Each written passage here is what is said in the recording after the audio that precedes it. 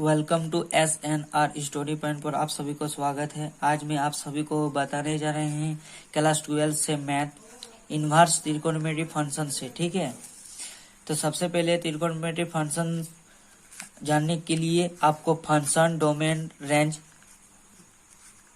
जानना पड़ेगा। ठीक है, तो देखिए y इक्वल टू क्या होता है। सबसे पहले आप सभी को ये बहुत जरूरी है याद करने के लिए। y equal to sine inverse x, domain होता है -1, 1 होता है। ठीक है, रेंज क्या होता है, प्रिंसिपल वैल्यू, रेंज को प्रिंसिपल वैल्यू बोलते हैं -π/2, π/2 होता है। ठीक है, दूसरा नंबर क्या होता है, y equal to cos inverse x होता है, डोमेन क्या होता है -1,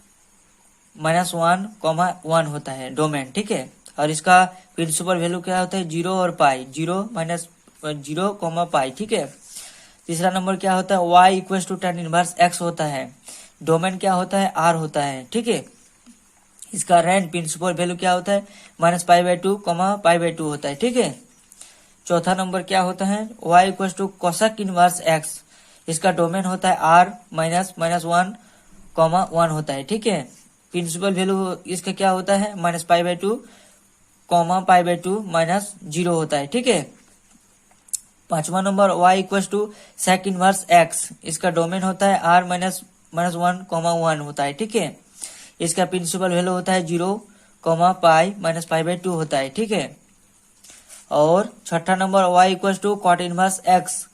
ठीक है, फंक्शन, तो डोमेन इसका क्या होता है r होता है, इसका प्रिंसिपल वैल्यू होता है 0 और पाई होता है। ये सबसे ज्यादा इम्पोर्टेंट है प्रिंसिपल वैल्यू। ठीक है, इसको आप याद करना पड़ेगा आप सभी को। ठीक है, तो इसको हम चलिए एग्जाम्पल के द्वारा समझाते हैं आप सभी को। ठीक है, किस प्रकार से बनेगा।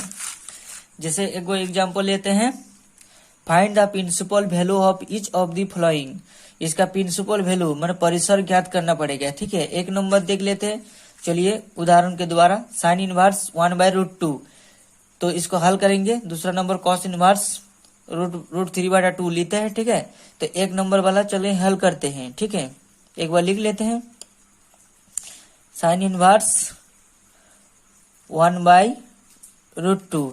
ठीक है, तो इसका हम क्या करेंगे, सबसे पहले हम जानते हैं कि वी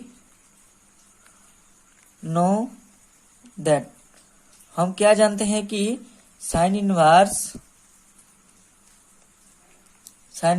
इज क्या होता है, इसका वैल्यू क्या होता है साइन इनवर्स का, हम बोले हैं जिसका प्रिंसिपल वैल्यू क्या होता है -π/2, π/2 होता है। ठीक है, ये तो आप जानते हैं, हम लिख दिए इधर। ठीक है, तो साइन इनवर्स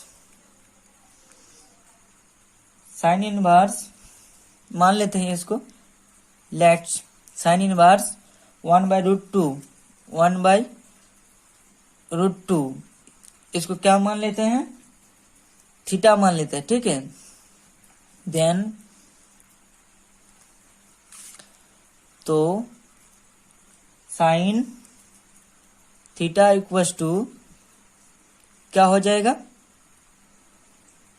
1/√2 हो जाएगा। ठीक है, 1/√2, तो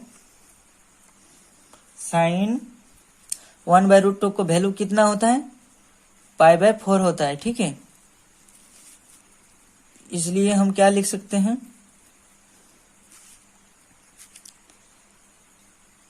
थीटा इक्वल टू क्या लिख सकते हैं, थीटा इक्वल टू π/4 समेशन -π/2, π/2। ठीक है, इसलिए इसका आंसर हो जाएगा हेंस दी प्रिंसिपल वैल्यू क्या हो जाएगा, इसका आंसर साइन इनवर्स 1/√2 का आंसर हो जाएगा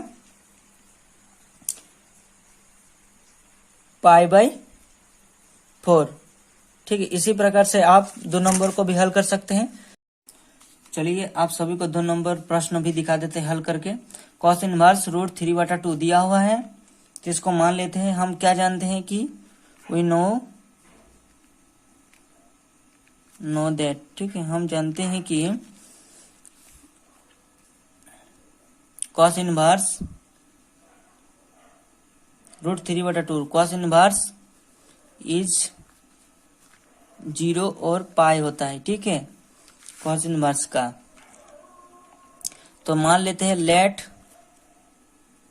cos inverse √3/2 equal to theta मान लेते हैं, ठीक है। तो क्या हो जाएगा, cos थीटा इक्वल टू √3/2, ठीक है। तो √3/2 cos थीटा का वैल्यू √3/2, तो इसका मान कितना हो जाएगा, cos थीटा √3/2 π/6 हो जाएगा, ठीक है। तो थीटा मान लेते, थीटा इक्वल टू π/6 समेशन कितना बीच में 0 और पाई के बीच में, ठीक है। इसका आंसर कितना हो जाएगा, इसलिए hence the principal value PRINCIPLE principal value of cos inverse √3/2 is कितना हो जाएगा, π/6। यही हमारा आंसर आ गया, ठीक है। इसी प्रकार से आप सभी को बना सकते हैं, ठीक है। अगर मेरे वीडियो को अच्छा लगे तो लाइक शेयर कमेंट कीजिए, और thanks for watching my YouTube channel, please subscribe my channel.